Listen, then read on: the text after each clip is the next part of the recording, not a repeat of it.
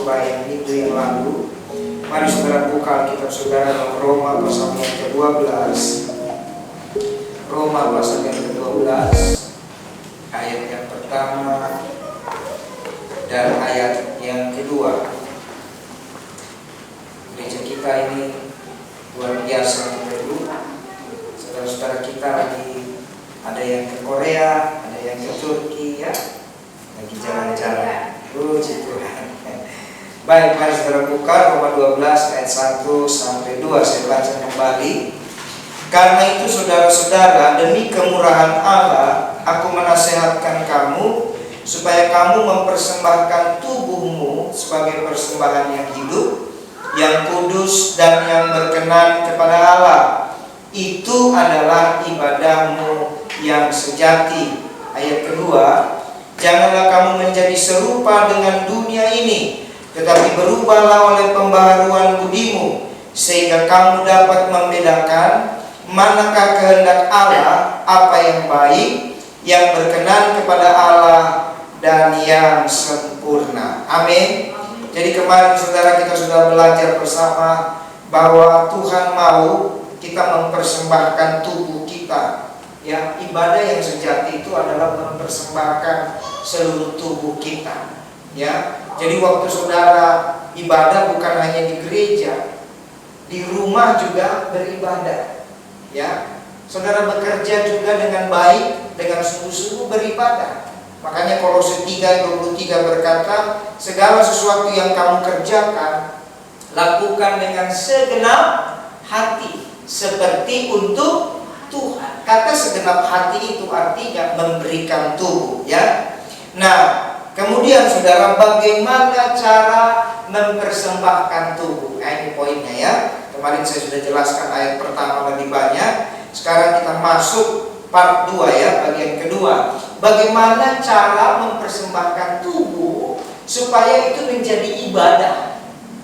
Ya, dulu pernah ada satu ibadah yang cukup heboh di daerah Tangerang sini, BSD dan Serpong dan sekitarnya.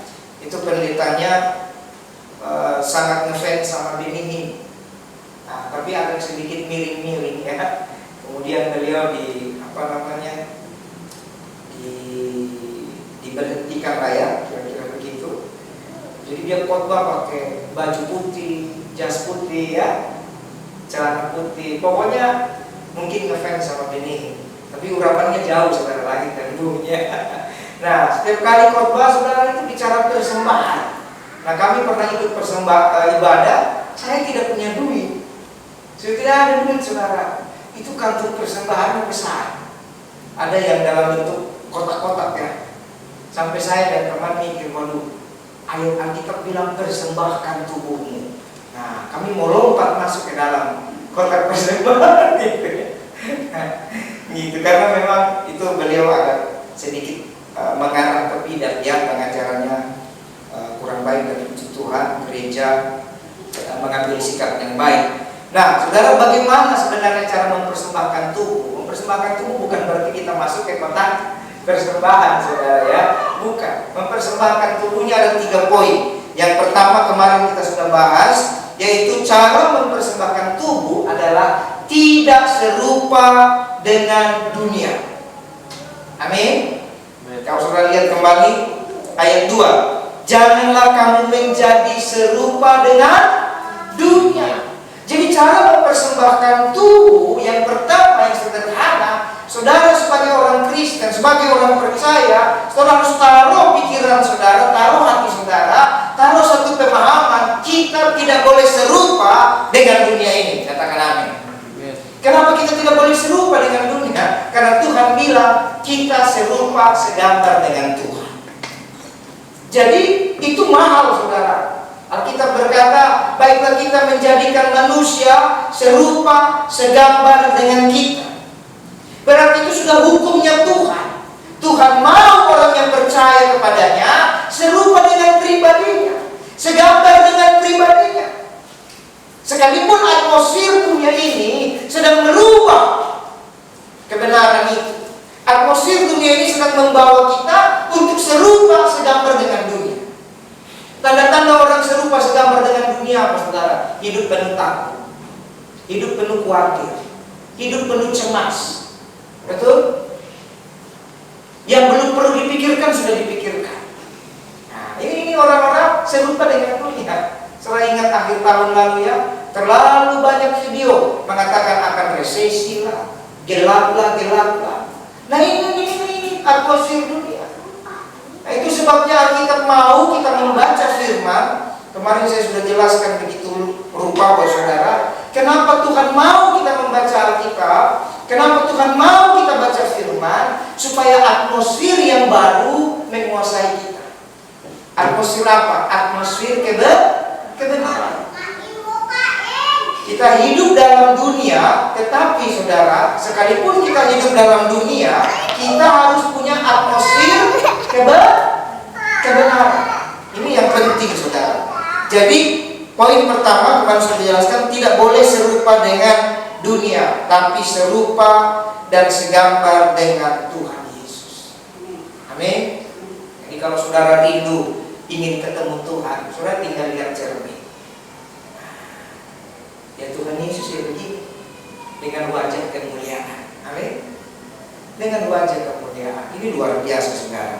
Nah, saya tidak jelaskan lebih jauh lagi. Kita masuk poin yang kedua. Jadi poin yang pertama, bagaimana caranya supaya kita persembahkan tubuh sebagai persembahan yang hidup tadi adalah tidak serupa dengan dunia, tapi serupa dengan Tuhan Yesus. Poin yang kedua, sesuai dengan ayat tadi, berubah terus menerus. Ya, kita baca kembali ayat yang kedua. Janganlah kamu menjadi serupa dengan dunia ini. Itu poin pertama. Poin kedua, tetapi berubahlah oleh pembaharuan budimu. Jadi kalau kita sudah tahu kita tidak serupa dengan dunia, tapi serupa dengan Tuhan, Tuhan mau supaya kita bisa mempersembahkan hidup, mempersembahkan tubuh kepada Tuhan. Ada yang namanya perubahan. Setiap waktu kita harus berubah. Kata berubah saudara berasal dari kata metanoia, betul ya? Ya, metanoia, bertobat, perubahan dengan akal budi. Tapi saudara, saya coba cari lebih jauh lagi, bahasa aslinya lagi bukan metanoia, tapi metamorfosis. Katakan sama saya, metamorfosis. Nah, metamorfosis ini benar-benar berubah bentuk. Jadi jelas, kalau metanoia itu memang berubah, tapi ternyata metanoia akar katanya metamorfosis. Jadi benar-benar berubah dari satu fase ke fase yang lain. Kita ambil contoh sederhana saudara, kupu-kupu yang mengalami metamorfosis itu salah satunya kupu-kupu. Kupu-kupu itu dari apa saudara? Telur. Ya kan? Habis telur, ular. Habis ular, kepompong. Baru kupu-kupu. Ya, jadi telur, ular, kepompong, kupu-kupu. Dan lucu saudara, metamorfosis ini kalau kita ambil contoh kupu-kupu dari 4 fase semuanya berbeda. Betul? Telur itu bentuknya berbeda. Ular itu bentuknya berbeda, benar nggak? Kepompong bentuknya berbeda, kupu-kupu juga bentuknya berbeda. Waktu saya renungkan baik-baik kebenaran ini, saudara, kenapa metanoia, akar kata yang lebih dalamnya itu metamorfosis? Tuhan benar-benar mau kita berubah, karena saudara sesungguhnya dunia ini sudah merubah kita jauh dari kehendak Tuhan. Kita sudah jauh dari gambar dan rupa Allah, saudara. Sangat-sangat jauh. Dan untuk langsung bisa sampai kepada gambar dan rupa Allah, itu bukan perkara gampang. Makanya perlu kita mengalami yang namanya metamorfosis. Berubahlah oleh pembaharuan budi. Kata budi ini saudara, ya apa saja itu. Jadi ini bicara sesuatu yang ada di jiwa. Jadi Roh Kudus, ya, keselamatan, pertobatan itu karya Roh Kudus, katakan amin. Tuhan lewat karya yang ajaib, lewat karya Roh Kudus, tiba-tiba menjamah hati kita. Amin. Dia memilih kita, dia menetapkan kita menjadi anaknya, dan kita bertobat. Kita selamat, kita jadi menjadi warga kerajaan surga. Barang siapa percaya kepadaku, ia tidak akan binasa, melainkan beroleh hidup yang kekal. Itu pekerjaan Tuhan, pekerjaan Roh Kudus. Keselamatan itu anugerah, katakan amin. Jadi tidak ada hasil usaha orang. Ya, keselamatan itu murni anugerah. Tapi saudara, setelah kita selamat, kan kita tidak langsung mati, betul? Setelah kita terima Yesus, setelah kita diperdamaikan dengan darahnya, diperdamaikan dengan kerajaan surga, kita tidak langsung naik ke surga. Kita masih ada di bumi, betul nggak? Kita masih harus hidup di bumi, bekerja di bumi, berjuang menghadapi banyak hal. Menghadapi pekerjaan, menghadapi tetangga, menghadapi macam-macam, saudara. Nah, waktu kita masih ada di bumi lah, itu sebabnya Tuhan mau kita berubah. Amin. Tuhan mau kita berubah karena kita setelah selamat tidak langsung masuk surga. Benar kan? Kalau kita seperti yang di sebelah kanan Tuhan Yesus sih tidak ada masalah. Saat ini juga engkau bersama-sama dengan aku di Firdaus. Jadi tidak punya kesempatan untuk berubah. Murni keselamatan itu ya udah dia langsung sampai. Tapi kita kan masih berjalan, betul? Kalau ada yang bertobat usia 18 tahun, kalau umur seperti Alkitab bilang 70-80 tahun, berarti masih ada 70 tahun lagi dia hidup di bumi, betul? Kalau dia bertobat umur 20, masih ada sekitar 50-60 tahun lagi, bahkan bisa lebih, benar? Kalau dia bertobat umur 40 tahun, masih ada 40-50 tahun lagi kalau umur panjang. Itu sebabnya firman Tuhan berkata berubah. Jadi pertobatan pekerjaan Tuhan lewat karya Roh Kudus, tapi berubah. Bisa paham? Berubah itu pekerjaan kita. Akan bukti. Kemarin yang ikut Bukit Rema hari Kamis, aku mau memuji Tuhan dengan roh, tapi aku juga mau memuji Tuhan dengan akal budiku. Nah, berarti Roh Kudus menaruh satu fondasi untuk kita bertobat, untuk kita terima kerajaan surga, terima selamat, tapi pikiran kita, jiwa kita ini yang perlu diperbaharui, berubah setiap waktu. Dan bicara perbaharuan ini, saudara, kenapa dikatakan seperti metamorfosis? Karena memang tidak gampang. Ya, waktu pertama kali kita berubah, waktu pertama kali kita bertobat, saudara, Roh Kudus datang dalam hidup kita, itu seperti telur kita ini. Betul nggak? Telur, mau telur kupu-kupu, telur ayam, telur apapun, itu rentan untuk dimangsa. Saya mau tanya, telur itu hidup atau mati? Hidup, tapi tidak bisa buat apa-apa. Betul nggak? Telur itu hidup, tapi tidak bisa buat apa-apa. Punya mata tapi belum jadi, punya telinga tapi belum jadi. Tapi nanti setelah telur itu menetas, ada matanya, ada telinganya, kan begitu. Berarti telur itu hidup, tapi dia belum bisa berbuat apa. Waktu kita baru terima karya Roh Kudus, saudara, kita seperti telur. Kita hidup, kita berharta, tapi belum bisa buat apa. Dan telur ini rentan dengan serangan-serangan. Pemangsa-pemangsa, kalau kita contoh telur telur ayam, dimangsa sama ular. Dulu masih saya kecil di kampung, saudara, pelihara ayam banyak. Zaman dulu di kampung itu tanah luas, ya, tanah kita sama tanah tetangga gabung itu. Yang penting nanti suratnya tahu kan gitu. Bikin kandang itu saya pelihara ayam puluhan ekor. Nanti bertelur setiap hari. Ayam itu bertelur satu butir sehari sebutir. Satu ekor ayam bertelur sehari satu. Dan telurnya bukan bertelur ayam itu bukan 3. Gak pernah ayam bertelur 3. Belasan itu banyak. Makanya kita kalau pelihara ayam puluhan ekor saja, sekali panen itu berapa puluh butir itu telurnya, telur ayam kampung. Dan saya ingat itu orang tua saya ajar, biasanya telur hari pertama itu makan saja, dan karena jarang menetas, jadi lebih baik hari pertama itu makan saja. Entah bagaimana lah, apalagi zaman dulu kan belum banyak teknologi ya, jadi betul-betul ayam kampung biasa. Nah, namanya di kampung belakang pohon-pohon, belakang sungai, itu ular juga banyak.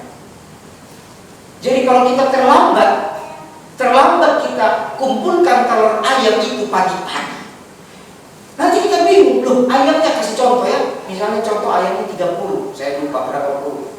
Tapi begitu kita kumpul, loh kok telurnya cuma 20, 10 lagi kemana? Ternyata mungkin 3 dimakan ular, 1 dimakan anjing, 4 diambil tetangga, kan gitu. Semua macam-macam. Ya serangan dari tetangga, serangan dari ular, binatang. Artinya yang baru bertobat memang rentan. Jadi karya Roh Kudus itu bagi kita seperti itu. Itu sebabnya kalau baru bertobat saudara, pembaharuan pertama, pembaharuan budi pertama, jangan pernah pisahkan diri dari komunitas. Jangan pernah pisahkan diri dari kasih karunia. Karena kalau pisahkan diri, serangan banyak. Halo? Belum lagi nanti pas kita kumpuli, namanya kami yang kumpul kayak Rema begini, anak-anak masih SD. Saking semangat kan belum mengerti. Kan tidak semua kita mengerti, waktu itu kan masih kecil. Saya lempar dengan abang saya, tangkap, waduh, pas abang ditangkap, pas tangkap terlalu kencang, pecah saudara. Nah, lewat kesalahan itu kami belajar, oh tidak boleh lempar ke orang itu. Kadang-kadang dari kesalahan baru kita belajar. Waduh, kami pelihara ayam, bebek, saya pelihara semua. Anjing, wah itu halaman besar. Nah, itu rumah boleh kecil saudara, halamannya besar. Ya, rumah itu di kampung itu setengah beton, betonnya cuma sepinggang. Zaman dulu ya, tahun 70-an, 80-an, sepinggang dari pinggang ke atas ini papan. Nah, atapnya seng. Kalau hujan luar biasa berisik. Kalau siang ke atas. Nah, kandang ayamnya mirip-mirip. Jadi ada ular, ada segala macam saudara. Jadi ada lagi kesalahan-kesalahan. Jadi saudara, waktu kita bertobat saudara, Tuhan mau ajar cara mempersembahkan diri yang kedua, supaya tubuh kita menjadi ibadah yang sejati di hadapan Tuhan. Harus ada perubahan terus-menerus. Amin. Waktu baru bertobat, jangan pernah pisahkan diri dari komunitas. Jangan pernah pisahkan diri dari kumpulan yang mengerti menjaga kita. Kalau kita pisahkan diri, apalagi zaman pandemi ini kan, banyak yang bertobat saudara, tapi kemudian tidak masuk dalam komunitas. Mereka pikir cukup dengan nonton media sosial. Ini repot saudara, repot juga. Karena siapa yang jaga? Siapa yang ambil? Siapa yang lindungi? Memang pertobatan, memang perlindungan sejati, perlindungan Tuhan. Itu urusan Roh Kudus, betul. Itu kita tidak bisa lawan itu, kita tidak bisa ngomong. Tapi firman bilang berubah. Fase dari kita jahat, fase dari kita yang tadinya serupa dengan dunia menuju serupa dengan Tuhan, itu seperti yang pertama, seperti dalam. Amin. Nah, makanya gereja saudara, mau dia sederhana, mau dia mewah, mau dia setengah mewah, mau dia sepertiga mewah, mau dia miskin seperti di kampung-kampung, itu adalah kandang dari telur-telur yang baru itu. Amin. Gereja sekalipun merek apapun, organisasi apapun, mungkin mata kita melihat kekurangan gereja A, kekurangan gereja B, kekurangan gereja C terlalu banyak. Tapi ingat baik, gereja adalah kandang yang Tuhan taruh untuk melindungi petobat-petobat baru. Amin. Supaya apa? Nanti mereka berubah terus. Nah, kalau sudah dapat keselamatan, sudah seperti telur, apakah Tuhan mau kita begitu? Tidak, sudah. Rata-rata telur itu menetas kurang lebih 21 hari. Saya udah lupa ya, 21 hari, 14 hari, ya segitulah. Pokoknya di atas 2 minggu. Kalau telur sudah sampai kurang lebih 2 minggu, 3 minggu, tidak menetas juga, berarti jadi apa telur itu? Siap-siap jadi telur mata sapi. Siap-siap jadi telur dada. Dia tidak mengalami satu perubahan bentuk. Dia akan berubah menjadi bentuk apa? Mangsa. Memang telur goreng itu enak, Telur dadar itu enak, tapi tidak menjadi satu kehidupan. Karena telur itu harus menetas. Betul? Harus berubah bentuk. Kalau dia telur ayam, telur burung, dia harus menetas. Tapi dalam konteksnya yang kita ambil contoh tadi adalah kupu-kupu, dia berubah jadi ulat. Nah, waktu ulat ini memang, ini saudara perhatikan. Waktu telur berubah jadi ulat itu tidak enak. Siapa di sini yang senang lihat ulat? Ulat. Gak ada. Secara umum orang kalau ketemu ulat, geli, jijik, dan takut. Masa-masa kita menjadi segambar serupa dengan Tuhan, setelah kita diberikan kasih karunia sebagai pertobat baru, kita juga akan mengalami nanti seperti ulat. Kenapa akan mengalami? Karena kita berhadapan dengan dunia, dengan atmosfer yang sudah salah. Dunia ketika lihat kita bertobat, dunia ketika lihat kita berubah menuju segambar dengan Tuhan, mereka pelan-pelan akan merasa jijik dengan kita. Mereka pelan-pelan akan merasa geli dengan kita. Mereka pelan-pelan akan merasa, dulu teman saya mabuk, dulu teman saya narkoba, dulu teman saya mencuri, sekarang sudah kayak pendeta saja. Tidak apa-apa saudara. Tapi itu lebih baik daripada saudara dari telur dan tidak pernah berubah. Katakan amin. Memang untuk mau segambar dengan Tuhan tidak enak. Tidak enak saudara. Saudara lihat waktu Tuhan Yesus dipalungkan. Dia berluka. Waktu baru lahir, sampai orang majus datang. Betul kan? Bawa persembahan emas kebanyakan dan murah. Pada gembala sujud penyembah, para tentara surga datang bernyanyi. Begitu dia sudah mulai melakukan mujizat. Bukankah dia ini Yesus, anak Yusuf tukang kayu? Halo? Mulai. Berarti saudara memang untuk benar-benar segambar dengan Tuhan, persiapkan diri. Ada masa-masanya dunia menganggap kita seperti itu. Tapi bagi si pemelihara kupu-kupu itu, apakah dia akan bunuh itu ulat? Tidak. Dia tahu ulat itu salah satu fase menuju kupu-kupu. Bagi Yesus pemilik hidup saudara, sekalipun dunia mungkin merasa melihat saudara makhluk alien, makhluk aneh, kok jadi gini ini orang? Tidak apa-apa saudara. Ingat baik, Yesus tahu kau sedang menuju proses menjadi serupa, segambar kembali dengan Tuhan. Amin. Nah, kemudian dari ulat berubah jadi apa? Kepompong. Wah, kepompong itu saudara, saya juga tidak mengerti itu hebatnya Tuhan ya. Biologi aja nggak ngerti gimana prosesnya. Kok berubah jadi kepompong kan gitu. Kita cuma belajar dulu di sekolah kan. Hebat Tuhan. Ulat berubah jadi kepompong itu ulat kering. Ulat kering itu saudara benar-benar dia sendiri. Kering sampai bungkusnya pun kering. Tergantung di daun biasa di batang ranting. Tergantung di pohon. Itu kalau saudara perhatikan baik-baik alam, kitab Amsal berkata, hikmat itu berseru di pinggir-pinggir jalan. Perhatikan baik-baik. Kadang saudara setelah saudara melewati proses dari telur, lalu saudara berubah jadi ulat. Saudara seperti bukan jadi ulat ya, seperti kepompong. Ini adalah masa kesendirian, di mana ketika saudara mau menjadi serupa dengan Tuhan, mau atmosfer dunia ini tidak menguasai hidup saudara, tapi atmosfer surgawi, atmosfer kerajaan surga. Ada kalanya Tuhan izinkan saudara harus bergaul dengan Tuhan seorang diri. Amin.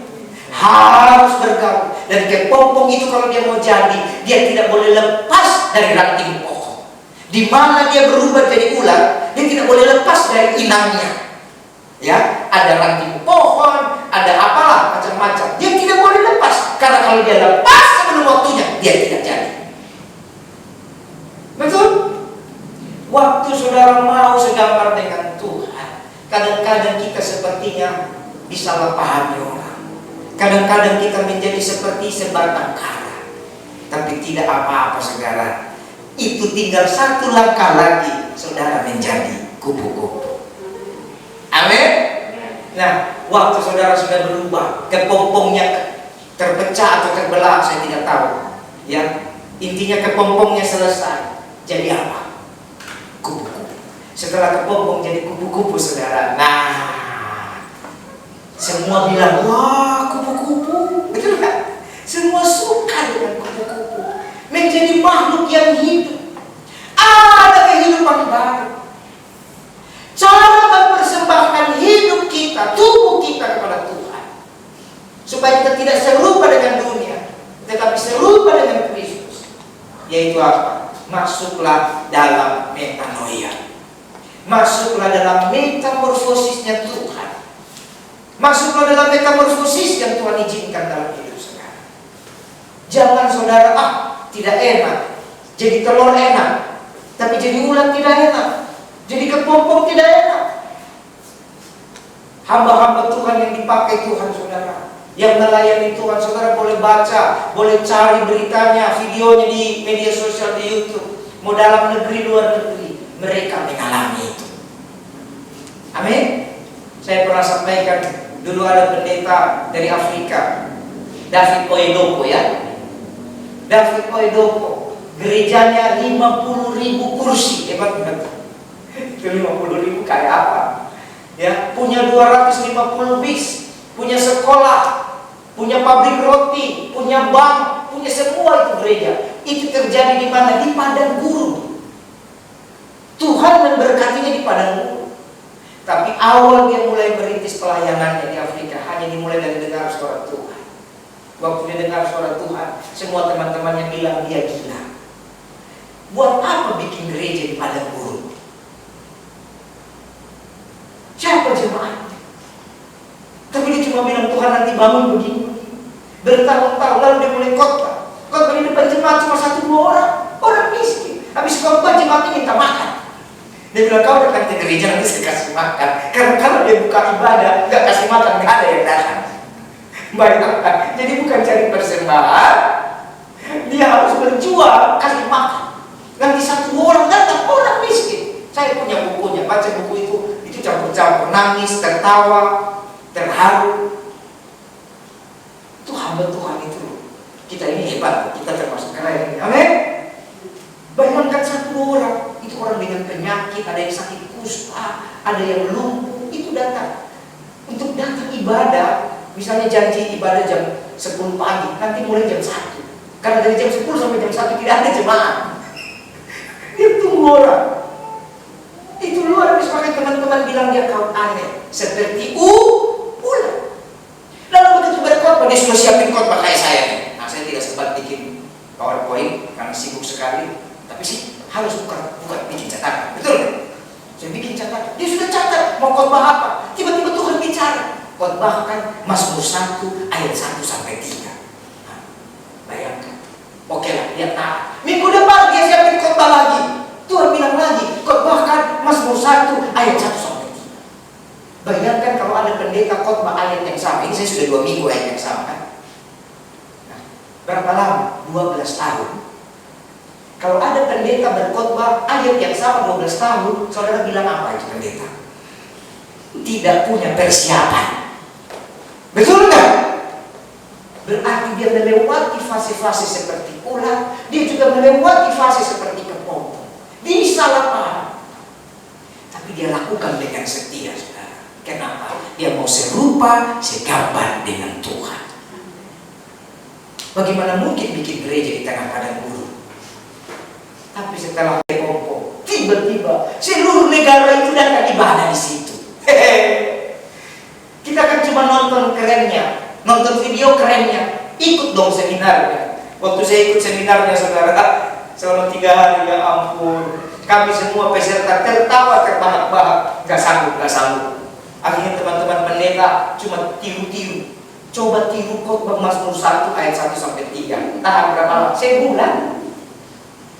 Bulan kedua nggak bisa saudara, karena itu kasih karunia Tuhan. Proses berubah itu sangat-sangat personal setiap orang. Amin. Tapi mirip-mirip. Kurang lebih saudara harus melewati. Saudara diberikan kasih karunia jadi telur, tapi saudara juga diberikan kasih karunia jadi ular, seperti ular. Saudara dapat kasih karunia seperti kepompong. Dan habis itu siap-siap saudara berkat jadi kupu-kupu. Amin. Nah, saudara, sekarang begini, metamorfosis ini kan berubah bentuk. Nah, saya mau tanya, atau berubah lewat pembaharuan budi. Kira-kira saudara, saya mau tanya saudara, kekuatan saudara untuk tidak buat dosa, nah ini perhatikan baik-baik. Kekuatan kita untuk tidak buat dosa berapa lama? Siapa di sini yang bisa tidak buat dosa 1 tahun? Dosa ini kan terlepas besar atau kecil ya, manusia ini kan ada saja, ada dosa besar, ada dosa kecil. Padahal semua dosa ya dosa, whatever lah, mau dosa besar, dosa kecil, urusan saudara. Saya mau tanya, siapa di sini yang bisa tidak buat dosa 1 tahun? Ada? Tidak ada kan? Terus gimana buat bermetamorfosis? Gak bisa. Ya udah, kalau begitu kita mundurkan lagi. Siapa di sini yang bisa tidak berbuat dosa 1 bulan? Ini khotbah keren ini, percaya. Habis pulang dari sini saudara berlomba-lomba mempersembahkan tubuh sama Tuhan. Siapa di sini bisa tidak melanggar firman Tuhan ya 1 bulan? Ada? Tidak ada. Siapa di sini bisa tidak buat dosa 1 minggu? Lah, kok senyumnya beda-beda nih? Buka dulu maskermu. Nah, ada yang bisa tidak buat dosa 1 minggu? Tidak ada kan? Jadi terus bagaimana metamorfosisnya? Kemudian kita lihat, siapa di sini yang bisa tidak buat dosa 1 hari? Nah, kalau 1 tahun tidak bisa, oke, cincailah. Kalau 1 bulan tidak bisa, oke. 1 minggu tidak bisa, oke. Demi kemurahan Allah. Kan ada yang kata demi kemurahan Allah. Sekarang 1 hari. Tidak ada juga. Makanya ayat ini benar. Demi kemurahan kita mundur lagi. Siapa di sini yang bisa tidak buat dosa 1 jam? Nah, mulai senyumnya beda. Kalau tadi Ciptaden, sekarang udah Pepsodent. Kayaknya sih bisa. Kayaknya. Betul kan? Betul. Tapi itu pun masih kayak karena 1 jam itu 60 menit loh. Saudara, di menit ke-58 mana dosa.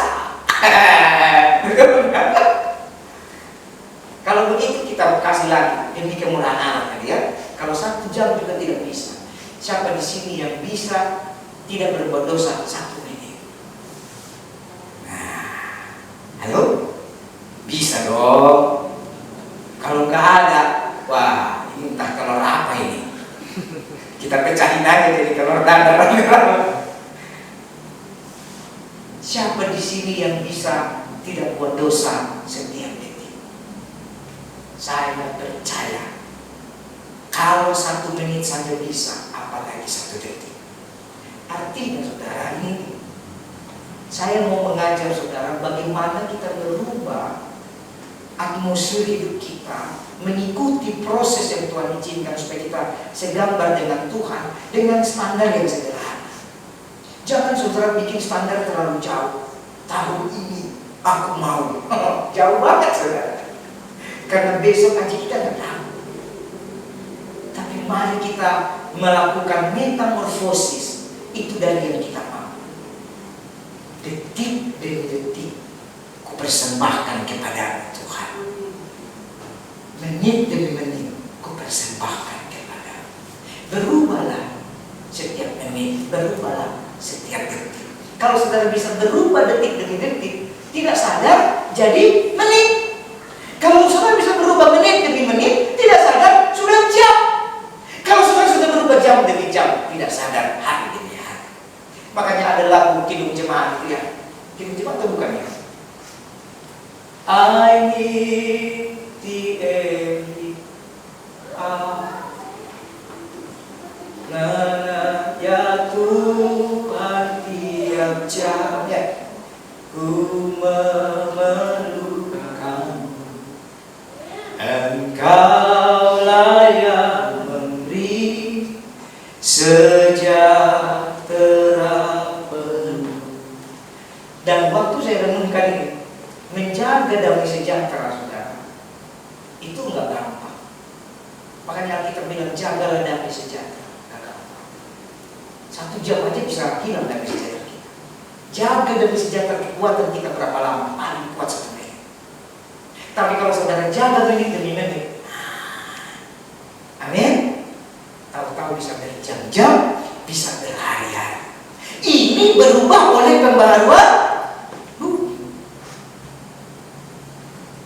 Waktu saudara yang tadinya tukang gosip, aduh, kalau nggak keluar sore-sore berat, nggak ngegosip. Gosip itu kan makin digosok makin sip, dibumbu-bumbui. Tapi begitu saudara, ya ingat, 1 menit saja. Nanti perubahan demi perubahan saudara akan menghargai. Ternyata setiap detik, setiap menit dalam hidup saudara itu mahal harganya. Jadi kalau saudara berhasil bertahan detik demi detik, menit demi menit untuk 1 gol yang saudara sedang rindukan, maka percayalah itu akan bertumbuh jadi baik. Waktu saya belajar puasa, saudara, ya, dan mungkin saudara juga di waktu belajar puasa itu selalu belajarnya malam, habis makan malam. Supaya apa? Ketolong tidur kan? Ketolong tidur. Begitu bangun, kan taruhlah kita tidur jam 10 ya. Nah, rata-rata jam 10, bangun jam 5 atau jam 6. Berarti dari jam 10 ke jam 5 saja sudah 7 jam, betul nggak? Berarti sudah puasa 7 jam. Nah, dari jam 5 ke jam 6, saya rasa awal-awal saya belajar puasa, saya pikir sudah seharian karena bunyi udah perutnya. Begitu lihat jam, ya baru 1 jam. Mulai lagi perutnya, belum tenggorokannya mulai kering, betul nggak? Pikiran udah mulai macam-macam. Aduh, perasaan udah sehari. Lihat jam, baru jam 6:30. Lama sekali, saudara. Begitu juga waktu berdoa, semuanya serba lama. Coba saudara baru belajar berdoa, ambil gitar. Kalau yang bisa main gitar, yang bisa main keyboard, ambil keyboard. Soalnya lagu 1 lagu, saudara beras, sudah nangis, saudara pikir, kayaknya udah 1 jam, buka mata 5 menit, kan gitu. Namanya baru tidak apa-apa, tapi 5 menit itu pun berharga di hadapan Tuhan. Itu saudara sedang dalam proses metamorfosis untuk mempersembahkan tubuhmu kepada Tuhan. Daripada saudara tidak mulai berjalan masuk dalam metamorfosis, maka sia-sialah yang 1 tahun itu. Makanya saudara, kenapa saya di rumah ajar anak saya baca Alkitab? Tidak terasa dari pandemi. Pandemi itu tahun 2020 yang awal sampai sekarang. Meskipun mereka tidak ngerti, sudah 2 kali kejadian sampai akhir. Apakah gampang ngajarnya? Tidak gampang, saudara. Bolong-bolong, ya pasti juga bolong-bolong. Tapi paling tidak sehari 2 pasal, 3 pasal, pelan tapi pasti selesai. Berarti lebih baik yang sedikit daripada yang banyak cuma mimpi, cuma angan-angan. Betul? Kalau saudara mau persembahkan tubuh, pulang dari tempat ini, minimal 10 menit, 15 menit, mulai berdoa. Minimal 1-2 pasal, mulai baca Alkitab. Kalau nggak bisa 1-2 pasal, 1-2 ayat. Mas 1-2 ayat nggak bisa. Kalau main Instagram 2 jam, Facebook 4 jam, YouTube berjam-jam. Masa baca firman juga nggak bisa. Padahal YouTube tidak pernah janji barang siapa nonton YouTube, apa saja yang diperbuatnya berhasil. Ada ayatnya? Atau di hukum YouTube pasal 1 ayat 1 ada kan? Barang siapa main Instagram, ia akan seperti pohon ditanam di tepi aliran air. Ada gitu? Barang siapa membaca Twitter, tidak akan layu daunnya. Gak ada, saudara. Tapi kita rajin itu loh. Tidak boleh ketinggalan itu berita terkini supaya jangan dibilang kurung. Betul? Tapi yang memberi hidup, Mazmur 1, berbahagialah orang yang kesukaannya ialah Taurat Tuhan, yang merenungkan Taurat itu siang dan malam. Ia seperti pohon yang ditanam di tepi aliran air, yang tidak layu daunnya, yang buahnya pada musimnya. Apa saja yang diperbuatnya berhasil. Amin. Kenapa kita tidak mau? Ini cara setan. Setan tidak mau kita bermetamorfosis. Setiap hari, saudara, saya kadang-kadang kalau anak saya bolong pun, saya paling tidak di handphone, saya baca. Karena tanpa firman Tuhan kita tidak akan berubah, dan tanpa firman Tuhan kita tidak akan segambar dengan Dia.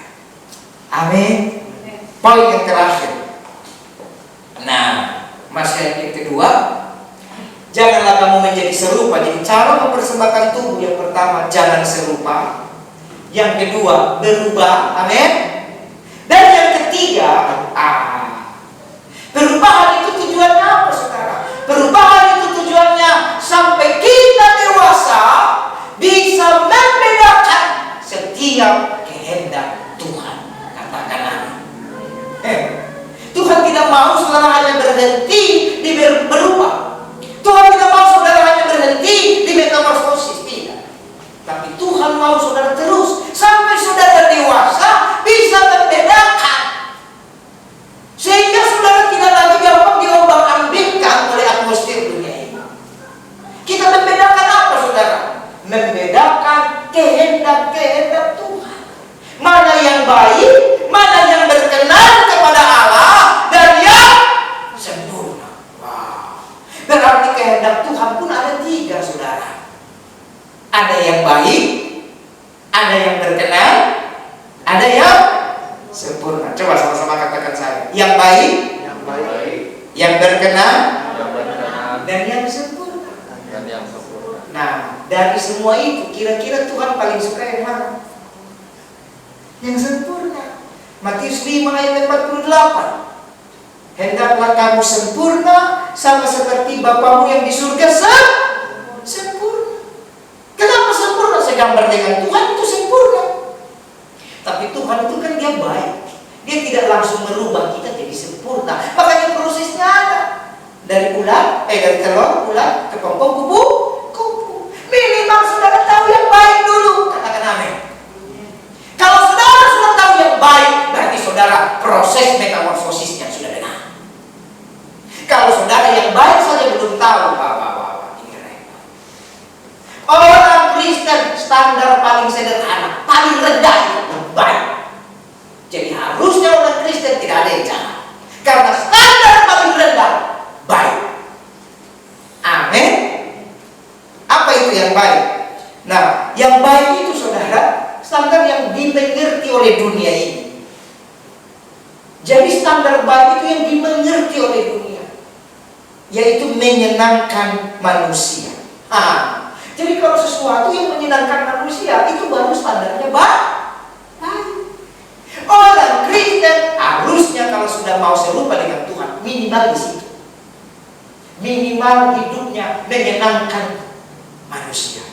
Pernah saudara ketemu orang yang nyebelin? Banyak kan? Orang Kristen pula. Pelajaran berharga. Kalau mereka nyebelin, jangan kita bilang, gua nggak mau nyebelin. Karena standar Tuhan apa? Baik. Bikin sebel, bikin apa? Jengkel, bikin emosi. Sampai kami, dulu saya di kampus saudara, kami suka bercandanya begini, kalau aja ada ayat saya tampilin, dia saya tampilin. Tapi kami cari ayatnya nggak ada, saudara. Tampar dia dengan kasih, nggak ada ayatnya, saudara. Saking bikin keki. Dulu pernah ada teman kami ulang tahun, ya, memang ya macam-macam lah. Jadi pas ulang tahun, saudara, kan ya ada orang anak-anak kampus, apalagi zaman kami dulu, saudara, itu rata-rata beasiswa. Beasiswa itu sponsorship, sponsor dari gereja. Jadi orang saya aja terlalu banyak sponsor saya sampai cuti-cuti, ya. Tiba-tiba di tengah jalan sponsornya nggak sanggup bayar, berdoa lagi, saudara. Gitu. Jadi waktu kami sekolah Alkitab, saudara, ada teman yang mau ulang tahun, dia berdoa, Tuhan. Nah, ada yang sepatunya sudah robek-robek. Lalu dia berdoa pengen punya sepatu, dia doa sungguh-sungguh. Nah, doanya kan didengar sama kami semua ini kan satu kamar, satu barang, betul kan? Lalu datang ini ini orang yang menjengkelkan. Tapi sekarang dia jadi pendeta, dia bertobat. Memang itu memang metamorfosisnya lambat ya. Tahu saudara, dia paling kencang, amin, amin, Tuhan, amin, amin. Malam-malam semua sudah tidur, sepatunya yang robek-robek diambil sama dia, dibungkusin di kertas kado. Kan jengkelin banget saudara. Dibungkusin di kertas kado, lalu masing-masing kasih kado, lalu dia kasih sepatu itu dia lagi berdoa, yang udah robek-robek. Buat sahabatku, tulisannya buat sahabatku Tuhan memberkati. Buat sahabatku misalnya sahabatku Ray Mateo, Tuhan Yesus memberkati, bla bla bla. Lalu besok pas ulang tahun, happy birthday, kasih kado kan? Itu saya nangis kan itu orang. Saya bayangkan orang lagi susah dirayakan ulang tahun, terharu nggak? Kasih kado, itu senang dia, semua senang. Ada yang kasih pernya, yang lain kasihnya benar-benar udah baik. Yang satu ini, buka, dibuka, paling besar kan kadonya. Karena ditaruh di kampus. Bungkus kado kan di kampus banyak saudara. Sisa-sisa di tempel-tempel juga jadi saudara. Begitu dibuka saudara. Tapi ini orang sudah siap-siap di pintu. Dia tahu nanti akan terjadi sesuatu. Begitu dibuka ternyata sepatunya sendiri. Bayangkan, sedih nggak saudara? Itu sampai dosen turun tangan. Itu hampir berantem itu.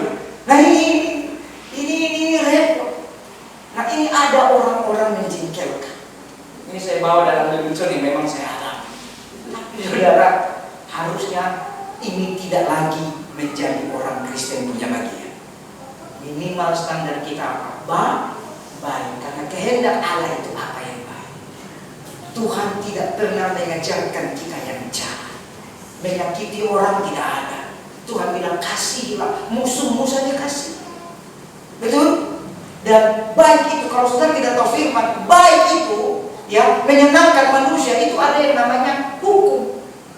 Hukum itu baik, betul? Norma. Jadi minimal norma saudara taat, minimal hukum saudara taat, itu baik. Pakai helm itu baik nggak? Tapi orang Kristen, ada Tuhan Yesus ini, enak ampun. Ya kalau saudara cuma di dalam perumahan sih nggak apa-apa. Kalau harus masuk jalan raya, pakai helm. Kadang-kadang kita ini saudara terlalu menganggap remeh karena ada ayatnya sih, demi kemurahan Allah. Tapi jangan gitu saudara. Ternyata standarnya sampai saudara tahu kehendak Allah itu baik. Amin. Kemudian sampai, karena standar baik itu, coba saudara buka Yakobus 4 ayat 17. Yakobus 4 ayat 17 katakan, jadi jika seorang tahu bagaimana berbuat baik tetapi tidak melakukannya, ia berbuat dosa. Jadi standarnya saudara itu, kalau kita tahu baik tapi kita tidak lakukan, itu kita berbuat dosa. Ini bicara pertanggungan jawab. Jadi jika kita tahu ada yang baik, nah kira-kira tadi bikin jengkel itu kan tidak baik kan? Masa kasih hadiah ulang tahun sepatunya sendiri, kan terlalu sepatu termani itu. Nah ini tidak baik saudara, tidak baik. Makanya banyak orang Kristen kepahitan kan di situ. Tidak tahu sampai standar baik. Jadi perlu kita melakukan segala sesuatu dengan hati-hati. Kemudian saudara, berkenan. Saudara lihat, berkenan. Nah, kalau tadi itu menyenangkan manusia, kalau berkenan itu saudara menyenangkan Tuhan. Katakan amin. Nah, ini sudah level lebih tinggi. Jadi kita bukan lagi fokus menyenangkan manusia, tapi fokus menyenangkan Tuhan. Nah, ini berkenan. Karena menyenangkan Tuhan sudah pasti manusia juga. Waktu saudara beribadah, Tuhan senang kan? Manusia senang juga. Senang. Daripada dia di pinggir jalan jadi tukang rampok, mendingan dia ke gereja kan gitu. Berarti yang saudara lakukan menyenangkan Tuhan, orang juga senang. Berarti menyenangkan Tuhan itu sesuatu saudara yang lebih tinggi ya. Dan menyenangkan Tuhan tadi saya sudah singgung. Paling sederhananya apa? Mulai saudara tinggal dalam firman. Saudara buka Yohanes 15 ayat yang ke-9. Yohanes 15 ayat 9 dikatakan, seperti Bapa telah mengasihi aku, demikian juga aku telah mengasihi kamu. Tinggallah di dalam kasihku. Ayat 10, jikalau kamu menuruti firmanku, kamu akan tinggal di dalam kasihku, seperti aku menuruti perintah Bapakku, dan tinggal di dalam kasih. Bapak, ibu, saudara, berarti saudara menyenangkan Tuhan itu tinggal dalam firman. Ini satu tindakan iman. Saudara mau belajar percaya sama firman, itu tindakan iman. Waktu saudara percaya firman itu bilang apa, sekalipun pikiran saudara bilang tidak mungkin, tapi firman bilang mungkin, itu iman. Itu menyenangkan Tuhan. Iman itu saudara bicara percaya, bukan bicara hasil. Perhatikan saya, iman tidak bicara hasil. Iman itu bicara percaya. Hasil itu urusan Tuhan. Waktu saudara percaya sama perkataan Tuhan, Tuhan sudah senang. Dan kalau Tuhan sudah senang, hasil dikasih. Makanya Ibrani 11 ayat 1, iman itu bukti dari segala sesuatu yang kita harapkan. Artinya yang belum jadi, kita harapkan. Iman itu adalah dasar dari segala sesuatu yang kita harapkan, dan bukti dari segala sesuatu yang tidak kita lihat. Belum ada. Jadi bicara iman, jangan pusing sama hasil, karena hasilnya belum ada. Hasil itu urusan Tuhan. Tapi percaya setiap firman Tuhan, itu iman. Amin. Itu senangkan Tuhan. Waktu saudara ke gereja, kalau saudara ke gereja dengan satu harapan, nanti dapat A, dapat B, dapat C, itu bukan iman. Karena saudara fokusnya hasil. Tapi saudara ke gereja karena saudara tahu firman Tuhan berkata apa? Jangan meninggalkan ibadah. Saudara percaya, sebab ibadah mendatangkan berkat, baik untuk hidup hari ini maupun untuk hidup yang akan datang. Pernah baca ayatnya? Ibadah itu mendatangkan berkat. Meskipun waktu saudara ke gereja uang tidak ada, pulang dari gereja uang juga tidak apa-apa, tapi saudara melangkah ke gereja, itu iman. Amin. Saudara berdoa, saudara lagi berat, tidak tahu mau makan apa, larinya kemana? Doa kan? Nah, ini pengalaman saya. Saya pernah tidak makan, mau kemana? Ya berdoa. Begitu doa, tidak ada juga makanan. Tapi Tuhan senang, paling tidak saya berdoa, itu Tuhan sudah senang. Tuhan tahu batas kemampuan kita, toh juga dikasih makan. Amin. Nah itu iman, saudara. Kalau iman sesuatu yang kita lihat dulu, wah ini repot. Jadi belajar tinggal dalam firman. Belajar lakukan firman karena saudara mau percaya. Katakan amin. Kita sama-sama dulu biar saudara betul-betul tertanam. Lakukan firman, karena percaya. Percaya firman dan setia. Nah itu iman, saudara. Itu menyenangkan Tuhan. Jangan lakukan firman karena ada motivasi-motivasi yang lain. Repot, itu tidak menyenangkan Tuhan. Motivasi, janji itu urusan Tuhan. Tapi urusan kita percaya sama janji itu. Urusan kita percaya sama motivasinya. Amin. Itu menyenangkan Tuhan.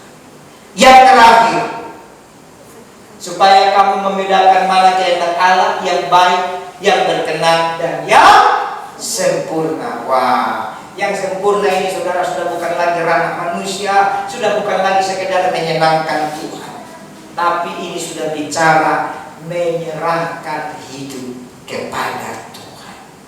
Nah ini sempurna, saudara.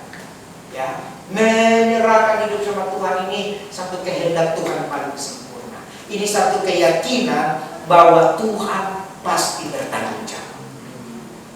Orang yang mau belajar menuju satu kehidupan, tubuhnya dipersembahkan sebagai ibadah yang sejati sampai kepada kesempurnaan, semua firman dia lakukan.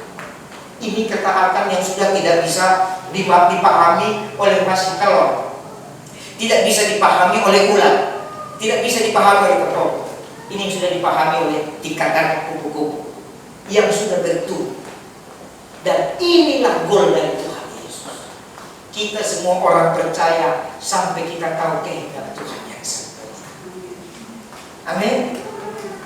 Coba ya. Karena begini, itu sebabnya Tuhan selalu melihat hati. Ada ayat berkata, manusia melihat rupa, tapi Tuhan melihat hati. Memang saudara, karena manusia melihat rupa, mau tidak mau, kalau kita berhadapan dengan manusia, kita perhatikan penampilan. Tapi urusan dengan Tuhan, yang paling kita perhatikan hati kita. Amin. Kalau kita persembahkan dimulai dari dasar hati, seluruh tubuh ini berkenan. Makanya kemarin saya sudah sampaikan di acara Putih Rema hari Kamis, waktu berdoa, minimal sebelum berdoa, tenangkan dirimu 5 menit. Betul nggak? Tenangkan waktu. Jangan gas busuk. Waktu mau baca Alkitab, tenangkan diri. Kamu belajar membedakan kehendak Tuhan yang sempurna. Tuhan Yesus itu capek. Pagi sembuhkan orang buta, mungkin gitu ya. Siang yang tuli, sore jam 3 mungkin yang lumpuh, mungkin begitu ya. Lalu kasih makan 5.000 orang malam-malam, kan gitu. Malam cuma tidur sepotong, pagi-pagi dia bangun doa. Capek kan? Kita kompromi terus sama Tuhan. Aku udah lelah Tuhan. Lelah karena banyak utangku, banyak pikiranku.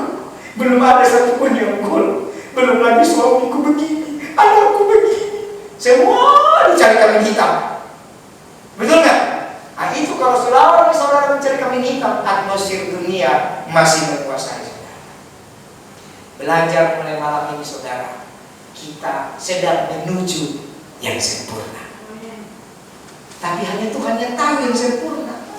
Ternyata yang sempurna itu batasannya, standarnya bukan manusia. Yang sempurna itu standarnya ilahi. Matius 7 ayat 21. Tuhan bilang begini, coba buka Matius 7 ayat 21. Bukankah kami menumpangkan tangan demi namamu? Bukankah kami menyembuhkan orang demi namamu? Mengusir setan demi namamu? Tapi Tuhan berkata, aku tidak kenal engkau. Bingung kan ayat ini kan? Masa orang sudah lakukan pekerjaan Tuhan, tapi Tuhan tidak kenal? Nah, ini kenapa saudara? Ini melakukan perintah Tuhan, tapi bukan dari proses pengenalan yang benar, bukan dari proses metanoia. Sehingga melakukan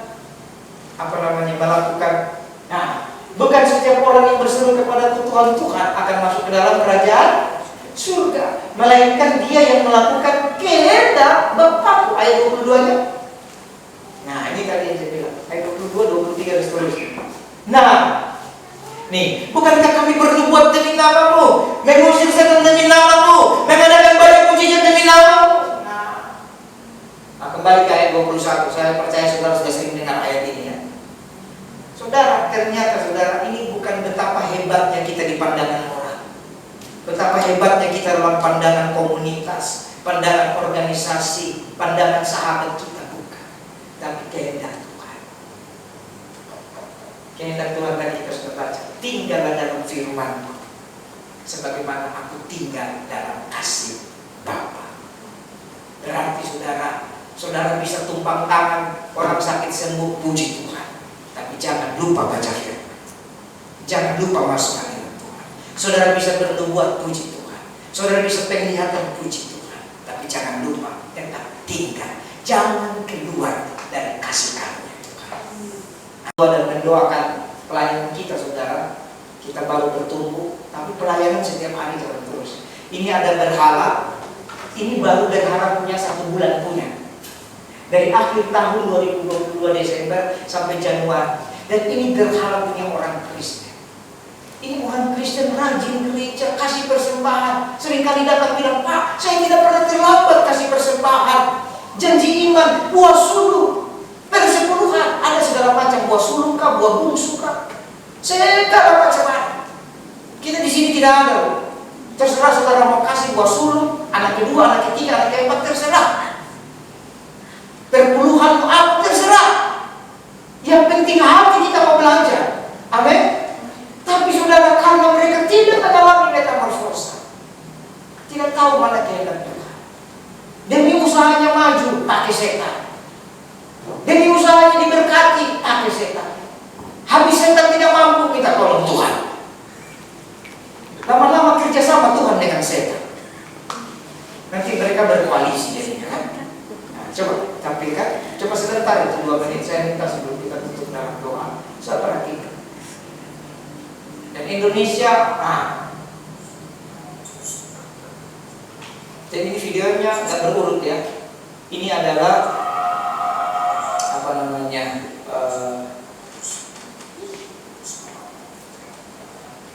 Dewa ya. Pas dihancurkan ada suara pelabot.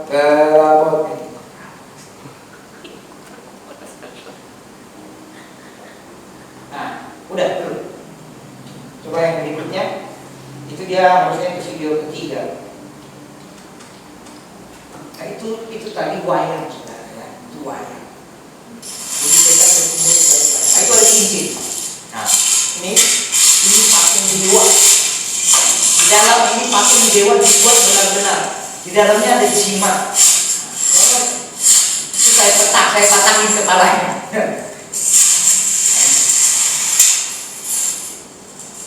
Wah, itu untuk melindungi kekayaan mereka, untuk mendapatkan kekayaan. Untuk hartanya, kerisnya. Nanti saya betul-betul emosi, saya kasih cosok di kepala dulu. Itu ada cincin pelangi itu. Sudah 3-4 keturunan, jadi sudah ratusan tahun. Orang Kristen, kalau bukan orang Kristen, kita mau komen. Itu kepercayaan. Nama Yesus, betul buat patung berhala, wayang bima, atau wayang-wayang itu ada juga kisah-kisah wayang semua di sini. Itu banyak kisah-kisah itu ratusan juta. Sampai ke tangan kita hancur. Setan-setan Bisa beli mobil. Banyak lukisan di balik patung ini Tuhan. Aku hancurkan kuasanya saat ini dalam Yesus. Hancurkan dari kekuatan di wilayah Cipokol, hancurkan dari kekuatan di wilayah Tangerang, hancurkan dari kekuatan di wilayah Bali, Bukawin dan sebagainya. Hancur kuasa nama Yesus.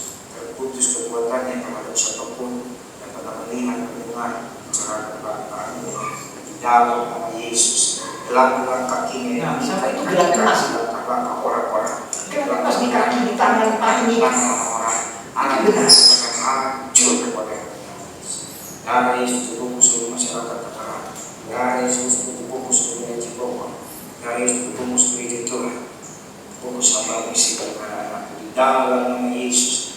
Darah Yesus, darah Yesus bebaskan seluruh masyarakat, membebaskan orang-orang yang pernah melihat, memegang, membicarakan tidak ada berhala ini. Dalam haleluya, usir semua tempat yang Tuhan sendiri. Dalam Yesus, proses penghancuran. Hancur, itu batu cincin mau usia ratusan tahun. Jadi saudara yang punya batu cincin cepat-cepat jual sebelum dihancur. Kalau ada isinya ya jangan.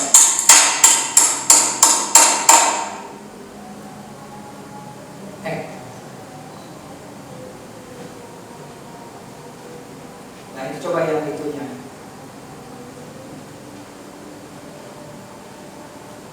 Kenapa dia? Nah ini lagi ada. Ini batu semua. Dia Indonesia suka sekali dengan batu-batu ya, kembali ke zaman batu. Ini semua. Sampai ini ada satu bilang, Pak, ini kan hampir ratusan juta. Bagaimana kalau begini saja? Mereka nego saya. Kita Bapak doakan, nah kita jual. Nanti kita bagi dua. Seolah-olah Tuhan tidak bisa memberkati. Ini penyakitnya. Orang tidak tahu lagi. Ini orang sudah tertutup matanya. Boro-boro yang sempurna, yang baik saja.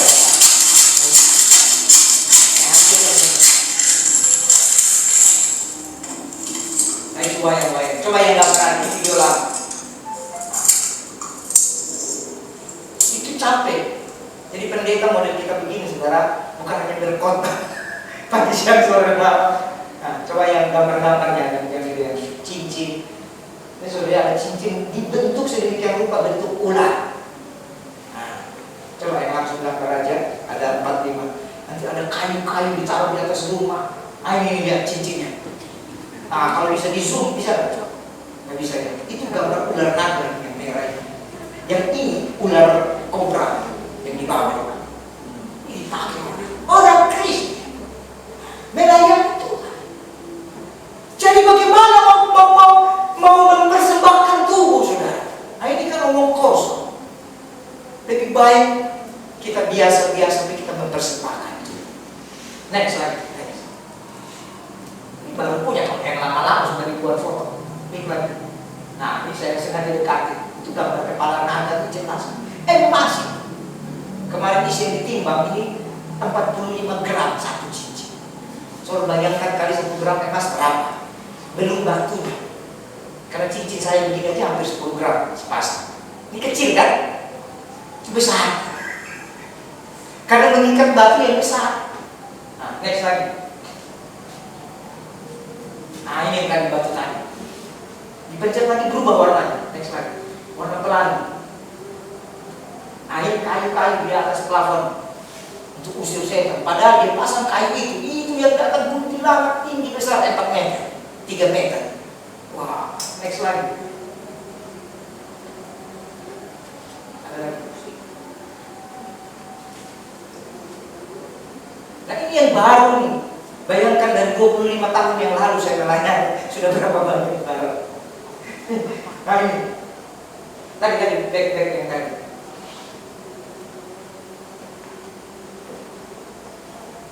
Lampu. Itu seperti binatang itu dibuat itu di atas itu. Nah, ditahan. Nah, masih banyak. Jadi dari akhir tahun habis Natal ini sudah terlambat. Dan ini ada di sini di sekeliling kita. Mereka gereja melayani. Tapi nanti bilang, ini yang satu ini saudara yang punya batu cincin bisa bernubuat. Jadi saya mau supaya langsung memberitahu pastor, itu yang Alkitab bilang, bukankah kami bernubuat demi namamu? Bagaimana mau berkenan? Dia simpan itu berat. Ya makanya Tuhan bilang aku tidak kenal kamu. Halo? Ini pengajaran sekarang di gereja sudah lebih banyak bicara berkat. Sampai tidak lagi bisa membedakan mana yang boleh, mana yang baik, mana yang berkenan, mana yang sempurna. Kalau itu bukan orang percaya, kita mau komen. Karena itu kepercayaan mereka ya, kita hormati. Tapi ini orang Kristen. Saya tanya orang Kristen berapa dari kecil, Pak. Nah, loh. Saya melayani di gereja sedih nggak hati saudara? Sedih nggak saudara? Saya merindukan kita di tempat ini. Meskipun kita masih baru mulai.